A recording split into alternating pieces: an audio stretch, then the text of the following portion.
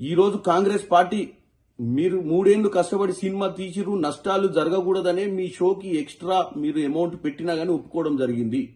Congress party అన్ని వర్గాల ప్రజలను, అన్ని రకాల వ్యాపారవేత్తలను ఆదుకునే ప్రక్రియలనే ఈరోజు మీ సినిమాకు మీరు రేట్లు పెంచినా గానీ ముఖ్యమంత్రి గారు, సినిమాటోగ్రఫీ మంత్రి గారు ఒప్పుకున్నారు. కానీ ముఖ్యమంత్రి గారు ఏం చెప్పారు, రానున్న రోజులలో ఇట్లాంటి ప్రీమియర్ షోస్ వేసినప్పుడు బాధ్యతగా ఉండాలి, ఇలాంటి జరగకుండా చూసుకోవాల్సిన అవసరం ఉంది, లేదా నేనున్నన్ని రోజులు ఇలాంటి వాటికి పర్మిషన్ ఇయ్యనని కూడా చెప్పిండు. అది ఆయన పర్సనల్ ఉద్దేశం కాదు, ప్రజలను ఉద్దేశించుకొని మాట్లాడుతుండు.